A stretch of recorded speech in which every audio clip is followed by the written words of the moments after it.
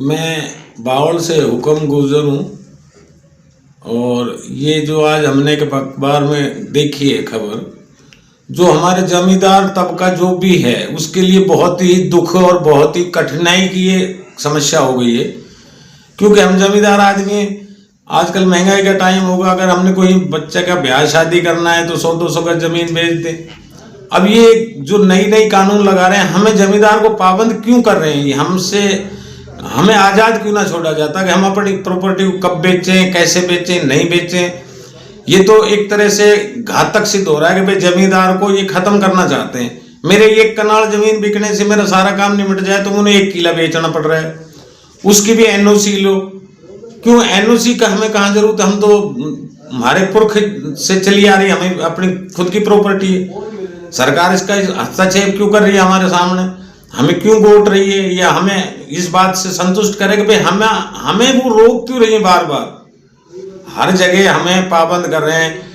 आप खेत में मकान नहीं बना सकते, आप फलानी चीज नहीं कर सकते, आप ढिगड़ी चीज नहीं कर सकते।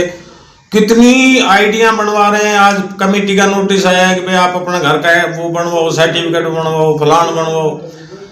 हमारे पास अपनी खुद की प्रॉपर्टी है, हमारा अपना खुद का अधिकार होना चाहिए। सरकार हमें जगह जगह बांध रही है। ये सरकार की नीति अच्छी नहीं लग रही हमने तो। भी वो क्या कहना चाहती है? हमें यहाँ से भगाना चाहती है या हमें वो पाबंद करना चाहती है? तो क्यों करना चाहती है? ये कानून हमारे जमींदार के लिए क्यों लागू कर रहे हैं? 68 गांव बावल पूरा विधानसभा ब्रेक कर दिया। अब कल ने आज महंगाई हो गई, ब्याह शादी में और भी मान लो कोई भी अप्रिय घटना होगी, कोई एक्सीडेंट होगा, 10-20 लाख रुपए खर्च हो गए, तो इतना पैसा तो होता नहीं है भाई। ये समझो चलो अपनी 100-200 गज जमीन बेच दें तो अपना काम चल जाए। तो ये तो बहुत ही भयावह मतलब मैसेज है सरकार की तरफ से। सिर्फ जो जमीन के मालिक हैं उनके लिए ये समस्या खड़ी हो रही है।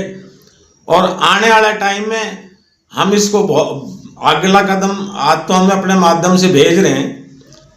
अगला जो कदम होगा तो हम अपने एरिया को हर घर से जोड़ के और एक अपनी मीटिंग करेंगे, और मीटिंग करने के बाद में उसका एक ज्ञापन देंगे डीसी साहब को या तहसीलदार साहब को। और उससे आगे भी हम अपनी रणनीति चलाएंगे। हम इस कानून को लगाने नहीं देंगे, पूरा विरोध करेंगे। ये हमारी हाथ जोड़ के करबद्ध प्रार्थना है कि हमें पाबंद ना किया जाए। हम जैसे पहले आजाद थे वैसे ही आजाद रहें। कोई कानून नहीं थी आज से पहले। ये सारी मतलब बकवास हो रही है। पहले भी आज 75 साल होगा देश आजाद हुए। जो आज हर दिन, हर 6 महीना, हर साल जो नई कानून आ रही हैं, ये हमें जो जमींदार तबका है, हमारे पास वैसे तो कोई आमद है ही नहीं। हम तो खत्म के हैं। ना राम जी साथ देता, ना मंडी भाव देती। लागत ये है कि भाई आपसे कर्जा लिया, आपका कर्जा तार दिया, अगले दिन कर्जा ले लिया, फिर अपना शुरू कर दिया। ये तो जमींदार, अब जमींदार के पास एक ऑप्शन बच गया था भाई अपनी कोई जमीन उमीन थोड़ी बहुत बेच बाच के और अपना काम धंधा चला ले। तो अब ये और कानून टाइट कर दिया तो ये बहुत गलत है। जमींदार के लिए घातक सिद्ध होगा।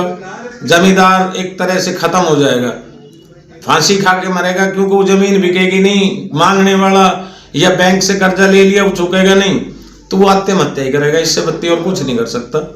ये अपील करना चाहते हैं कि जब ये जो पाबंदियां हो रही हैं, एनओसी या फलान या टिकट, ये सारी स्वतंत्रता करी जाए। जैसे पहले चल रही थी वैसे चले। और ये जो पेपरलेस वाली चलाई है ये भी गलत है। ये किसी की रिजेक्ट हो जाती है, किसी का कुछ हो जाता है। पहले मैनुअल तहसीलदार बैठता था, पूरा कागज देते थे, पूरा कागज से सारा काम होता था। ये सारी गलत हो रही है। मतलब ये तो एक तरह से एक कड़ी जोड़ के ना जमींदार को कमजोर करना है। जमींदार तो पहले ही कमजोर है। जमींदार तो पहले ही कमजोर है और उसमें कोई जान बच रही थोड़ी घनी तो उसको वो खत्म करने की ये तैयारी है। जो आज का पेपर में दैनिक जागरण, दैनिक भास्कर में जो खबर लगी है, ये जमींदार के लिए बिल्कुल भी, और अदर के लिए भी। मान लो किसी अदर ने रहने के लिए 100 गज चाहिए तो वो 1 किला थोड़ी खरीद लेगा, वो भी फंस गया उसमें।